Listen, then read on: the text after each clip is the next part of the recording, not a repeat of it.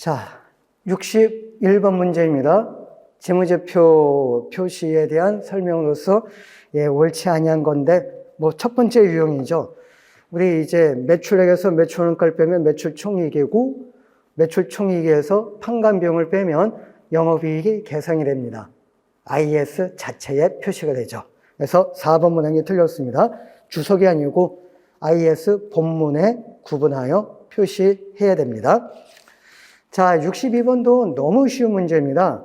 무형자산 원가에 포함되지 않는 거 이런 게 있었죠. 뭐 비정상적으로 낭비가 된 거 무조건 비용이라고 그랬죠. 그 다음에 여기처럼 뭐 명백한 비효율로 인한 손실, 초기 영업손실, 뭐 유형자산 같은 경우는 초기 가동손실 또는 뭐 완전 족도 수준에 미치지 못하여 발생하는 거 이런 거 다 비용 처리가 된다. 그래서 5번이 원가에 포함되지 않는 비용으로 처리되는 항목이 되겠고요. 그 다음에 63번 정부 보조금과 관련된 문제인데 역시 질문상의 밑줄 쫙 긋지 않는다면 실수에 의해서 아는 문제로 틀릴 가능성이 있는 그런 유형의 문제가 되겠죠. 자, 내용연수 5년인데 3년 후에 처분을 하였습니다. 그럼 일단 여기 처분 손익이 나오겠죠. 순매각 금액하고 장부 금액 비교해서 처분 손익이 나오고 그 다음 1년 시간 지나간 부분에 대해서 감가상각비. 그래서 이거하고 각각 구한 다음에 퉁치는 겁니다. 감가상각비를 먼저 한번 구해보죠. 취득원가 5천 빼기 잔존가치 500 빼기 정부 보조금 900 그리고 나누기 내용연수 5년 정액법이죠. 720만 원입니다. 감가상각비는 이익의 마이너스 효과. 그 다음 순매각 금액은 주어졌죠. 3천만 원. 자, 이때 장부 금액을 또 속전속결법에 의해서 한번 구해봅니다. 취득원가 5천 빼기 잔존가치 500 빼기 정부보조금 900 5년 중 3년이 지나갔으니까 2년 분치가 남아있죠. 5분지 2 그리고 플러스 알파 잔존가치 500 더해준다면 1940만 원짜리를 3천에 비싸게 처분했으니까 처분이익은 1060만 원입니다. 처분이익은 수익, 감가상각비는 비용. 그래서 1060에서 비용 720을 빼야 되겠죠. 그럼 네팅한다면 이익에 미치는 플러스 효과 금액은 340만 원입니다. 1번이 정답이에요. 혹시 이거 1060에 5번 칠하신 분 안 계시겠죠? 질문상의 밑줄짝. 자, 64번 해설지 보시면은 이게 공인회계사 2024년도 올 기출문제입니다. 그래서 공인회계사로 이렇게 쉬운 문제 수험생한테 점수 선물로 드리기 위해서 출제되는 문제도 있어요. 이런 쉬운 문제를 무조건 먼저 풀어주셔야 됩니다. 자, 2000년도 공사손익이 출제가 되었습니다. 진행률 구해줘야 되겠죠. 암산이 됩니다. 초태년도 분자가 100만 원이고요. 분모 400만 원이죠. 100에다가 300 더해준다면 25%고 그 다음 2002년도 누적 원가입니다. 거기에 주어진 건 단기 원가가 주어졌어요. 그래서 이거 더해주면 누적이 나오겠죠. 그래서 분자 100에다가 200을 더해준다면 누적 원가는 300이죠. 추가 100을 더해주면 총은 400입니다. 즉 400만 원 분지 300만 원.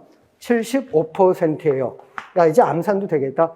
그래서 단기 공사 진행률은 50%를 총 계약금액 500에다가 곱하기 준다면 5는 25, 250만 원이죠. 빼기 2002년도 원가 200을 빼면 공사이익은 50만 원입니다. 3번이 정답이에요. 아주 쉽죠? 그래서 이런 걸 먼저 풀어주셔야 되겠고 그 다음 65번 일단 길이 풀량 엄청나죠? 그래서 이건 분명히 공부했습니다. 하지만 이런 걸 먼저 푸시면 안 된다는 겁니다. 일단 뭐 이거 빨리 풀 수 있는 분들도요. 문제 읽는 시간은 거의 60초에 육박합니다. 예. 그러니까 이런 걸 먼저 푸시면 안 돼요. 공부했다고 해서. 자, 이제 내용연수 4년 중에서 이때 손상 차손이 발생되었죠. 네, 이자 수익이 출적이 되었는데 이때 이자 수익하고 이때 이자 수익입니다. 2002년도에는 손상되기 전 이자 수익이고 2003년도는 손상된 후에 이자 수익이죠. 그래서 먼저 현재 가치 구한 다음에 요때 삼각형가 구하고 곱하기 퍼센트가 최초가 8%가 되겠네요. 현행 시장이자를 적용하는 게 아니라고 하였습니다. 근데 요때는 손상된 후에 다음 연도 이자 수익이니까 손상 후 순장부금액, 즉 횟수 가능의 현가에다가 곱하기 최초 8%를 적용해 준다면 3차년도 이자 수익을 구할 수 있습니다. 아무튼 현가 먼저 한번 구해봅니다. 8% 4년. 액면가액은 100, 현가 0.7350, 현찰이자 4% 4만 원이죠. 연금현가 8% 3.31 21 이퀄 GTK 눌러보니까 현가가 86만 7,484원입니다. 1년 후 곱하기 1.08 빼기 4만 원이죠. 4%. 그럼 이때 삼각형가가 나오고 요거의 8%입니다. 그러면 71,750.6176 750원이든 751원이든 요거 근사치에 2002년도 4번과 5번이 정답 후보가 되겠네요. 여기는 750원으로 했네요. 그 다음 2003년도 어떻게 구한다? 횟수 가능의 현재 가치를 구하는 거죠. 이미 4년 중 2년 지나갔으니까 잔존 기간은 2년이고요. 캐시 플로우 이자 못 받는다고 그랬죠. 액면가액 100 전부 못 받고 이중 일부인 80만 받는다. 그래서 기간은 2, 그리고 최초 8%에 대한 2년짜리 현가표를 적용해 준다면 요거에 현재 가치가 나옵니다. 일단 현가 먼저 한번 구해보죠. 80이고 기간 2, 최초 8% 현가는 0.8573. 하면 현가가 나고 요거의 최초 8% 이자입니다. 안 쓸게요. 54,867.2원, 54,867원, 4번이 정답이 되겠습니다. 그래서 실제 계승을 조정하려면 문제 자체는 빨리 풀 수 있는데 일단 문제 기록지가 길잖아요. 그래서 이걸 저라면 먼저 풀지 않을 겁니다. 그리고 66번, 이거 뭐 종속기업이니 뭐 이런 거 나오죠? 저 강의하지 않았습니다. 그래서 간평에서 연결회계 같은 경우에는 1회 시험, 3회 시험, 아마 5회 시험 미만까지는 한 2문제 정도 출제가 된 걸로 기억이 됩니다. 근데 그 이후에는 한 번도 출제되지 않았어요. 그래서 이거는 세 번째입니다. 공부하면 손해입니다. 그 다음 67번, 이거 이제 이자일 사이에서 사채를 발행한 경우죠. 이게 뭐 계산 문제 어느 하나만 출제가 된다면 쉬운 문제지만은 종합 문제입니다. 하여튼 종합 문제는 분명히 공부했지만은 시간이 걸리는 유형의 문제입니다. 두 번째로 몰아쳐가지고 일단 밑에 쉬운 걸 먼저 풀어주셔야 돼요. 자, 여기는 강평이니까 순서에 의해서 한번 푼다고 하였습니다. 자, 먼저 이런 걸 이제 연상을 하시면서 계산기 조작을 해줘야 되겠죠. 실제 발행은 4월 1일이고요. 이 4월 1일 이자율이 8%입니다. 1월 1일자 이자를 적용해서 현가 구하는 거 아니라고 그랬어요. 4월 1일자 8%에 의해서 현재 가치를 구해줘야 된다. 액면가액은 100 곱하기 0.7938 현찰이자 5%죠. 영면가 2.5771 이퀄 GTK 해설에 다 써져 있어요. 922,655원이고요. 연 8%, 그리고 현찰이자 액면이자율은 5% 상각액이고 미상각된 잔액, 그 다음에 장부금액 이렇게 나오는 거죠. 자, 1번 문항 총현금 수령액, 이거에다가 요거 더한 게 총현금 수령 금액이라고 그랬죠. 근데 연 8%이니 6개월 분치는 4%고 또 그거의 절반이니까 6개월 중에 3개월 절반이니까 2%가 되겠네요. 그래서 아싸리 곱하기 1.02 하면은 이거에다가 2% 석 달 분치자까지 포함된 총 현금 수취 금액을 구할 수 있다고 하였죠. 94만 1,108.1원, 94만 1,108원 총 현금 수령이 맞고요. 이 총 현금 수령이 뭐하고 똑같다? 대변 부채 증가액과 일치가 된다라고 하였습니다. 그래서 1번, 4번 맞아요. 그 다음에 이제 2번 문항은 2001년도에 인식할 이자 비용은 요거죠. 4월 1일부터 12월 말 이때입니다. 그래서 이때 현재가치 구한 다음에 연 8% 곱하기 12분지 9개월 분치가 이자 비용입니다. 그래서 2번이 틀렸어요. 2번이 정답입니다. 자, 곱하기 0.08 그러면 곱하기 12분지 9를 하게 되어진다면 이자 비용은 56,466.486 요거 근사치 금액인데 엉뚱한 금액이 써져 있죠. 90 이걸로 해야죠. 922,655원 곱하기 0.08 곱하기 12분지 9 하면 55,359.3원이 되는데 거기 2번 문항은 73,810원 1년 분치 이자 비용으로 계산했습니다. 틀렸죠? 이때 실제 발행했으니까 9달 분치가 이자 비용입니다. 2번이 정답이에요. 2번이 틀렸으니까. 자, 공부하는 의미에서 3번 문항 이때 4월 1일 현재 사채 할인은행 자금 잔액은 고금액이다. 자, 요거 장부금액 순수한 사채 발행가액을 구해주시면 되겠죠. 922,655원에다가 곱하기 1.02 빼기 석 달 분치 현찰이자 암산 한번 해볼까요? 100만 원입니다. 1년 분치가 5% 5만 원이에요. 6개월 분치는 반이니까 25,000원이죠. 25,000원에 3개월 분치 또 반이니까 12,500원을 빼면 예, 순수한 발행가액은 928,608.1원 이니까 액면가의 100에서 빼면 이때 사채 할인 자금 잔액은 71,391.9원, 392원이 계산이 되겠습니다. 그래서 3번도 맞아요. 아까 4번 총 현금 수령 금액하고 부채 증가액은 일치가 된다라고 하셨죠. 자, 5번은 이때 장부 금액입니다. 이렇게 해주면 돼요. 현재 가치에다가 곱하기 1.08 빼기 5만 원 빼면 12월 말 이때 장부 금액을 구할 수 있고 이 자체 하나만 출제가 된 게 공인의 계산 문제 푼 바 있습니다. 자, 현가 922,655원이죠. 곱하기 1.08 빼기 5만 원 빼면 946,467.4원, 467원. 5번도 맞죠. 그래서 틀린 것은 2번이 틀렸으니까 2번이 정답입니다. 자, 그 다음 68번 측정 기준에 대한 내용으로서 옳지 아니한 건데 자, 여러분들 사채 발행해서 돈을 빌렸죠. 그리고 사채 발행비가 있다면 이걸 차감을 했습니다.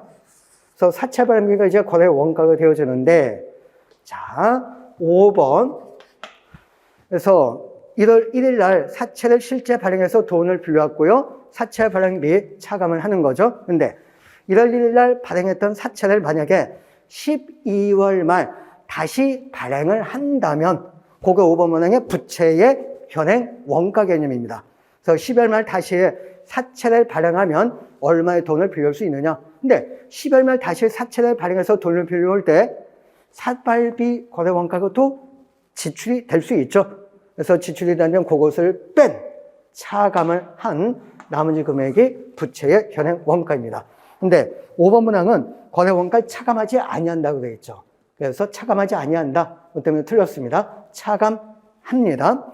자, 5번 부채의 현행 원가는 측정일 현재 12월 말 현재 동등한 부채 1월 1일 날 발행했던 사채하고 똑같은 부채에 대해 12월 말 다시 발행한다면 수취할 수 있는 대가에서 그날에 발생할 거래 원가 차감하는 겁니다. 그래서 요거 기본소 때부터 챙겨드렸잖아요. 역사적 원가, 그 다음에 공정가치, 사용가치와 이양가치, 현행원가에 있어서 제일 헷갈리는 게 이 거래 원가를 어떤 걸 뭐 더해주고 어떤 걸 뭐 빼주고 어떤 걸 뭐 반영하지 않는다, 포함하지 않는다 정신사납잖아요. 그걸 꼭 반드시 정리를 해 주셔야 됩니다. 자, 그 다음 69번 맞는 것은 그래서 나머지 왜 틀리느냐 이거 다 기본수하고 문풀 과정에서 다 했던 겁니다. 자, 1번 거래가격에는 변동대가도 포함한다고 하였고요. 그리고 2번 고객한테 재화나 용역을 이전을 하고 대가로서 현금 이외의 대가를 받는다면 현금 외 대가로 받은 공정가치, 비현금 대가의 공정가치로 측정하는 걸 원칙으로 한다고 하였고, 그리고 3번 수행 의무는 반드시 재화나 용역이 이전이 돼야 됩니다. 그래서 재화나 용역이 이전이 되지 않는다면 그건 수행 의무가 아니라고 하였습니다. 그다음에 4번이 진짜 계약의 정의죠. 여러분 또 민법도 공부하셨잖아요. 근데 혹시 여러분들 시험 보시면서 5번 거래 가격 이것도 맞는 것 같은데 제3자를 대신해서 획수한 금액, 저는 뭐 부가세를 예를 들었죠. 이건 제외한다고 그랬잖아요. 예. 그래서 제외한다 이거 맞는데 여기는 이제 함정이 단서 끝에 제3자를 대신해서 획수한 금액은 제외한다 이게 아니고요. 그 앞에 기업 내가 고객한테 재화나 용역을 이전하고 그 대가를 기업이 내가 받는 거죠. 기업이 대가를 받는 겁니다. 근데 기업이 아니고 고객이라고 했어요. 고객한테 재화나 용역을 이전해주고, 그리고 고객이 또 대가를 나한테 받는데요. 그런 건 아니죠. 고객이라는 것 때문에 틀렸습니다. 고객이 받을 권리를 갖게 될 것으로 예상되는 금액이 아니고 기업이 받을 권리를 갖게 될 것으로 예상되는 금액. 예, 그것 때문에 이제 틀렸습니다. 그렇죠. 70번 이건 그냥 문제 읽으면서 그냥 답이 그냥 보이잖아요. 1초 만에. 단 중요한 건 거기 보시면 건물의 공정가치, 즉 신자산의 공정가치는 3,500이지만은 이게 더 명백하지 않는다고 그랬죠. 그래서 얘는 구자산의 공정가치법을 적용해 줘야 됩니다. 자, 내가 갖고 있던 구자산 기계장치의 공정가치에 3,000원짜리를 주고 깎으로 쟤한테 돈 400원을 받아온 거죠. 퉁치면 얼마치만 주고 샀다? 2,600만 주고 산 거죠. 그래서 신자산의 취득원가는 2,600원입니다. 1번이 정답이죠. 그 다음 처분이익은 얼마냐? 장부금액 2,000원짜리가 3,000원짜리가 되었으니까 처분이익은 1,000원입니다. 이런 걸 먼저 푸셔야 됩니다. 근데 앞에 두 번째 유형이라는 문제도 참 많죠. 한 뭐 10개 정도 있다고 하면은 공부했다고 이걸 먼저 푸시면은 진짜 뭐 70번도 못 풀고 나옵니다. 원가는 아예 손도 못 대고 나오는. 그래서 아까 얘기한 것처럼 예, 원가는 건드리지도 못하고 시험장을 나왔다. 그럼 수무기가 간혹 가다가 올라옵니다. 그거 완전히 작전을 잘못 짠 거예요, 이거요. 그리고 또 어떤 분 원가 먼저 풀자. 그것도 위험합니다. 원가가 더 어렵게 출제가 될 수도 있어요. 이게. 그래서 이거 작년인가 재작년에 원가부터 풀었는데 원가 문제 풀고 나니까 남는 시간은 30분뿐이 안 남았다? 야, 이건 뭐, 안 돼요, 안 돼, 작전. 그냥 41번부터 80번까지 무조건 첫 번째를 싹쓸이 먼저 해줘야 됩니다. 거기에 해설지에 써놨죠. 그래서 먼저 첫 번째 단계인 과락을 넘겨서 어느 정도 공부하신 분들은 40점대, 50점대가 확보가 되는 거예요. 일단 과락을 넘겼으니까 마음이 편안하잖아요. 물론 다른 과목, 고득점 과목이 꼭 있어야 돼요. 그래서 남는 시간은 두 번째 유형에 해당하는 문제 더 푼다면 제 회계원리 첫날부터 목표 점수 때 50점대, 60점대가 충분히 확보가 됩니다. 여러분들 믿기지 않으시겠지만 1, 2, 3점법을 적용하시는 분들은 2020년도 최극강의 혐오스러운 그런 난이도도 과락을 넘겨서 뭐 40점, 50점, 60점대 이렇게 점수 맞출 수 있어요. 1, 2, 3점법 4월 6일 날 꼭 멋지게 적용해 주시길 바라겠습니다. 자, 원가 넘어갑니다. 71번 공인회계사 2024년도 기출문제입니다. 읽으면서 정리가 안 됐으면 다음 문제로 넘어가 줘야 돼요. 다음 문제는 그렇죠. 72번은 먼저 풀어주셔야 되는 겁니다. 역시 강평이니까 71번부터 풀어나가도록 하죠. 그래서 일단 첫 단계는 표에 고정재료관지비가 물음표가 되어 있죠. 고정재료관지비를 먼저 구해주셔야 됩니다. 어떻게 구합니까? 우리 변동원가에서는 IS 했잖아요. 매출액에서 변동비 빼면 공헌이익이고 공헌이익에서 고정비를 빼면 영업이익이 나오잖아요. 영업이익 주어졌죠? 다음 공헌이익까지도 구할 수 있어요. 자, 여기까지 한번 구하도록 하죠. 한 개당으로. 한 개당 판매 단가 3,600원 빼기 변동비 다 뺍시다. 직접 재료비 600 빼고 직접 노무비 500 빼고 변동 재료간접비 300 빼고 변동 판관비 400 빼면 한 개당 공헌이익은 1,800원이고 곱하기 판매 수량이죠. 매출액부터 시작을 했으니까 3,000개 해주면 이건 잠깐 쓸게요. 540만 원 공원이익이 나오고 지금 고정비가 두 개 있죠. 고정 재료간접비하고 고정 판관비 안 쓸게요. 고정 판관비 40 뺀 게 주어진 변동원가 계산 순이익 440이 나오는 거예요. 또 얘기했죠. 어떤 자는 영업이익이라고도 하고 어떤 자는 순이익이라고도 하고 다 동일하다고 하였습니다. 자본이라고도 하고 어떤 자는 자기 자본, 어떤 자는 뭐 순자산 이라고 하는 것처럼 그 540에서 440을 뺍니다. 그럼 100이죠. 그래서 요게 두 가지가 100이 나와야 돼요. 근데 고정 판관비가 얼마예요? 40이니까 고정 재료간접비는 60만 원이라는 거죠. 왜 고정 재료간접비를 왜 구하는 겁니까? 전부와 변동의 유일한 차이점은 뭐다? 고정 제조 간접비라고 하였습니다. 나누기 생산량 4,000개로 나누게 준다면 한 개당 고정 재료 간접비는 150원이고 여기에다가 기말 재고 수량 옷 4,000개 생산해서 3,000개를 받았으니까 1,000개가 남아있죠. 그래서 15만 원만큼 누가 더 크다? 전부가 더 크다고 하였죠. 기초는 없고 기말은 15만 원이니까 기말 재고가 증가했죠. 그러면 전부가 더 커요. 그래서 변동 440에다가 15만 원 더해준다면 전부 쪽 이익은 455만 원입니다. 1번이 정답이에요. 자, 72번 이런 걸 먼저 풀어주셔야 돼요. 하여튼 문제 읽는 순간 접근이 안 될 것 같다. 어떻게 접근하는지 생각을 많이 해야 될 것 같다. 생각하지 마세요.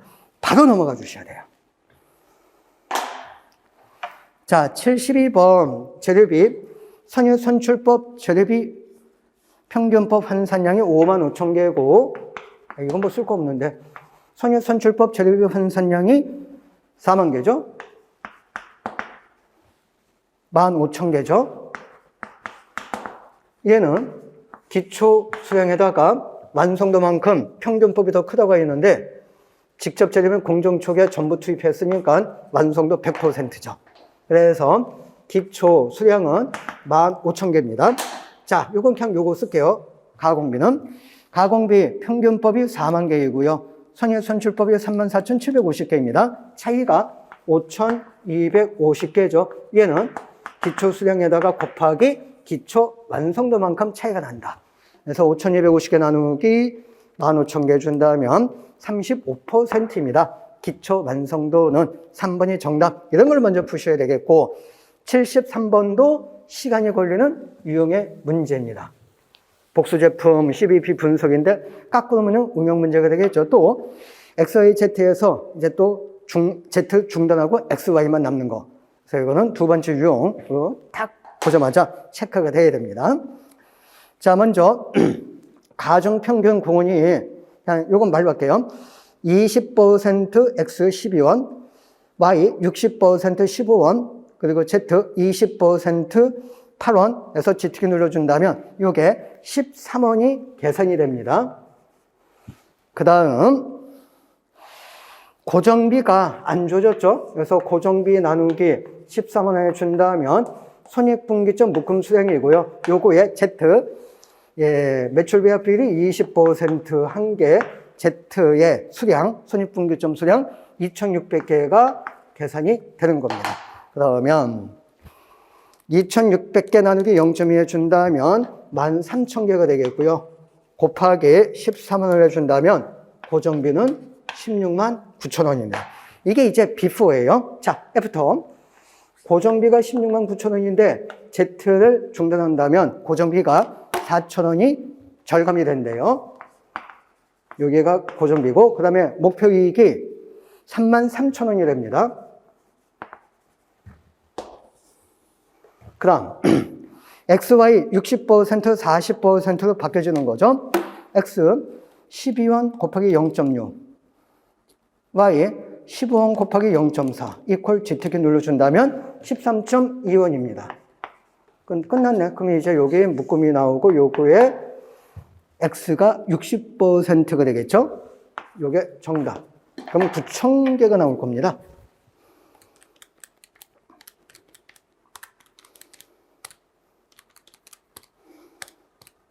네, 9,000개. 네, 여기 60%한 게 9,000개입니다. 5번이 정답. 그 다음 74번, 이거 알고 나면 쉬운 건데, 문제 읽으면서, 이게 뭐야? 정리가 안 되면은 그냥 빨리 다음 문제 넣는 게 상책이에요. 이런 게 소위 진짜 제낌의 정신입니다. 원가액의 통째로 제끼자. 이런 게 제낌의 정신 아닙니다. 예. 자, 2만 5,000개 생산 시에 한 개당 총 원가가 주어졌죠. 2,500원으로. 그럼 곱하기 준다면 25,000개에 대한 총 원가가 나오고요. 그다음에 여기에다가 특별 주문량 5,000개가 더 추가가 되죠. 그럼 3만 개입니다. 이때에 한 개당 원가는 다운이 되겠죠. 그게 주어졌어요. 2,300원이 될 것이다. 그럼 요거에 대한 이제 총 원가가 나옵니다. 25,000개 곱하기 2,500. 6,250만 원이 총 원가. 변동 제조원가 플러스 고정 제조원가 다 더한 거. 그 다음에 3,000개 곱하기 2,300원. 3만 개 곱하기 2,300 해주면은 6,900입니다. 이게 이제 토탈 원가이다 보니까 고정비하고 변동비가 섞여 있어요. 그 중에서 의사결정과 관련된 것은 변동비만이죠. 변동비를 쏙 뽑아야 돼요. 소위 고조전법 두 개뿐이 없죠. 6,900 빼기 6,250 나누기 요거 수량 차이가 5,000개가 되겠죠. 그럼 이제 한 개당 변동비는 1,300원입니다. 특별 주문 가격이 몇 개예요? 특별 주문 판매 가격이 1,600원에 납품해달라. 그래서 1,600원 빼기 변동비 1,300원. 한 개당 공원이 특별 주문 공원이건 300원이고 곱하기 특별 주문 물량 5,000개가 되겠죠. 그래서 이익이 150이 증가한다. 2번이 정답입니다. 알고 나니까 쉬운 문제가 되겠죠. 자, 75번. 완전 정보의 기대값. 제가 강의한 적이 있나요? 물론 있었어요. 2003년, 2004년, 2005년도에는 왜? 1990년대 초반 1회부터 5회 사이에서 한 두 문제 정도가 출제가 되었어요. 그러다 보니까 제가 원가액에 맨 처음 강의했을 때 2003년 시험 대비 때부터 강의했는데 그때는 강의했었어요. 근데 아까 얘기했던 1995년 그 사이에만 출제되고 그 이후에는 또 제가 강의했던 2000년대부터는 한 번도 출제되지 않았어요. 그래서 저는 1편에서는 집어넣었는데 그 다음부터는 이제 다 뺐어요. 그래서 이건 세 번째입니다. 공부하지 마세요. 76번 이런 쉽고 전형적인 걸 먼저 공부해 주셔야 됩니다. 자, 여러분들은 거기에 나와 있는 표 자체를 활용해 주시면 되겠는데 1시간당 공원이 또 25원이죠. 제품 B는 30원 나누기 1.5시간 나누기 준다면 시간당 공원이익은 20원입니다. A를 먼저 최대한 생산해 줘야 되겠죠. 그게 수량이 3,000개입니다. 시간도 1시간이니까 3,000시간이죠. 토탈 시간이 6,000시간 제인이 되어 있어요. 그래서 남는 3,000시간은 B에 투입을 하는데 한 개 만들자 1.5시간이 투입되다 보니까 3,000시간을 투입을 한다면 2,000개품이 못 만들어요. 그래서 이제 25원 시간당, 이게 시간당이니까 25원 곱하기 3,000시간, 20원 곱하기 3,000시간 하면은 달성 가능한 공익 금액을 구할 수 있게 되겠죠.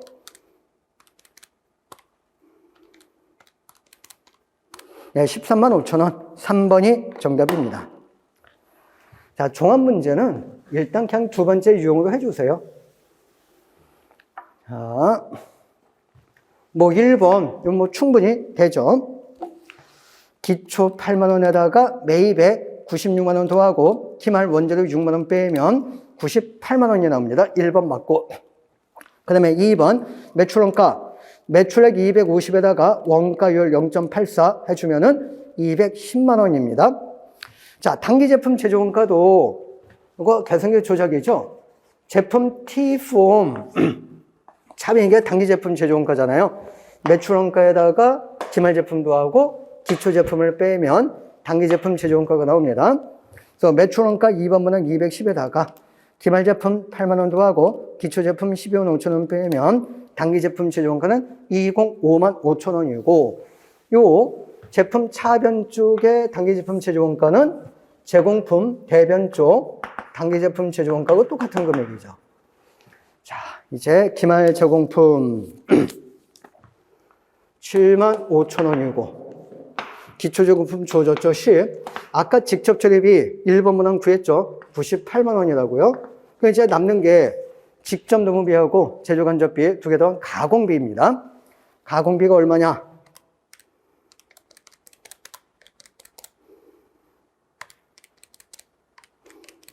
네, 가공비가 105만 원인데 거기 주어진 게 보면 직접 노무비는 제조간접비의 40%라고 되어 있죠. 그래서 제조간접비가 1이라고 한다면 X라고 한다면 직접 노무비는 40% 0.4X입니다. 즉 1.4X가 105만 원이에요. 그래서 105만 원 나누기 1.4 나누게 준다면 제조간접비가 75만 원이고요.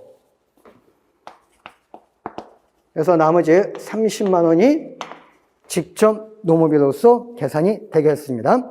그래서 4번 문항 맞죠? 제조간접비는 75만 원이다. 5번 문항이 틀렸네요. 기본원가, 기초원가는 120만 원이 아니죠. 128만 원이죠. 5번이 틀렸습니다. 5번이 정답이에요.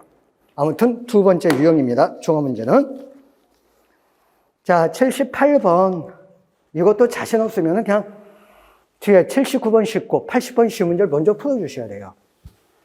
진짜 앞에 나와 있는 두 번째 유형에서 시간 다 잡아먹는다면 79번, 80번 문제도 못 풀고 나올까? 이거 진짜 쉬운 건데. 자, 78번, 3번이 틀렸는데요. 영업 레버리지도 아시죠? 이게 생각나지 않는다면 매출액에서 변동비 빼면 공헌이익이라고 그랬고 공헌이익에서 고정비를 빼면 영업이익이라고 그랬죠. 이게 이제 영업 레버리지도입니다. 자, 요 영업이익이 아까 뭐라고 그랬죠? 공헌이익에서 고정비를 뺀 거라고 그랬죠. 그래서 3번 문항 영업이익이 0보다 크다. 그래서 플러스라는 거죠. 고정비가 감소한다면 영업이익은 증가하죠. 공헌이익은 고정비 변동하고 무관해요. 공헌이익 다음이 고정비가 나오는 거잖아요. 공헌이익은 변동 없고 영업이익이 증가합니다. 하면 영업 레버리지도는 당연히 어떻게 돼요? 낮아지는 거죠. 떨어지는 거죠. 근데 높아진다 해서 틀렸습니다.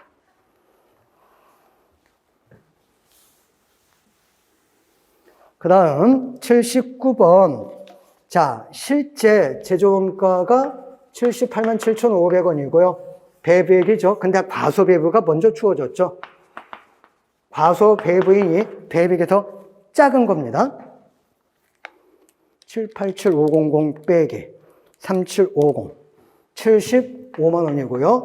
얘는 예정 배부율 25원에다가 곱하기 실제 배부 기준입니다. 그래서 나누기 25 해주면은 3만 시간이 실제 시간인데 얘는 기준 조업도의 120%라고 그랬죠.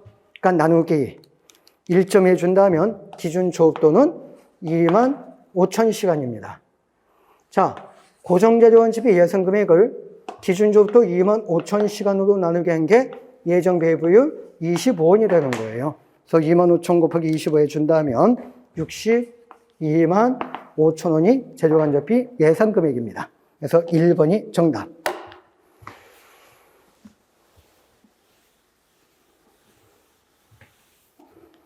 자, 그 다음에 이제 80번. 직접 재료비, 직접 노무비, 4분법하의 변동 제조간접비 분석이 다 똑같다고 됐죠.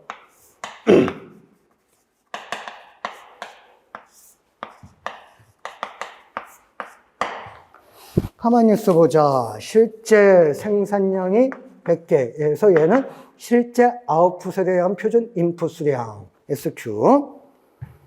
실제 입률 8원, 표준 입률 10원.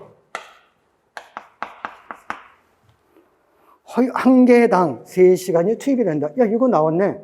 3,000원. 이게 웬일이야?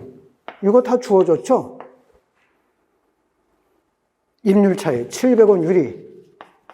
그러면은 얘가 더 작고 얘가 더 크죠. 능률 차이 500원 분리. 얘가 더 크고 얘가 더 작은 거죠. 그래서 얘는 3,500. 네? 정답 나왔네.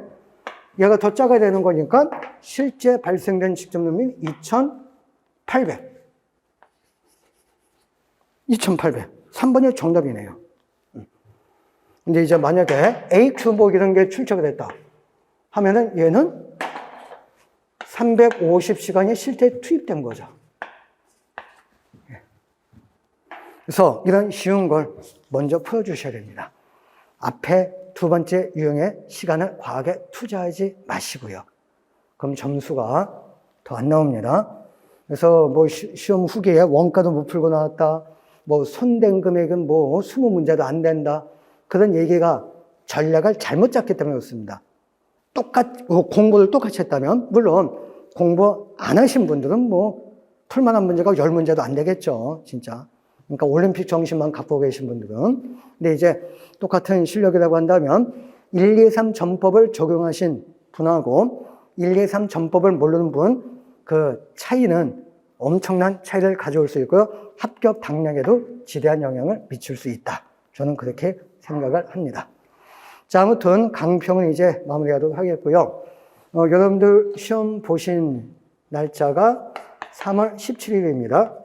시험은 4월 6일이고요. 이제 3주도 안 남은 상태죠.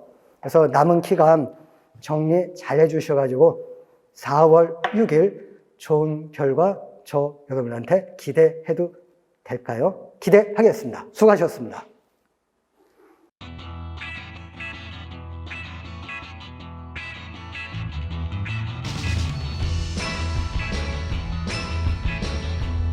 어떻게? 파워패스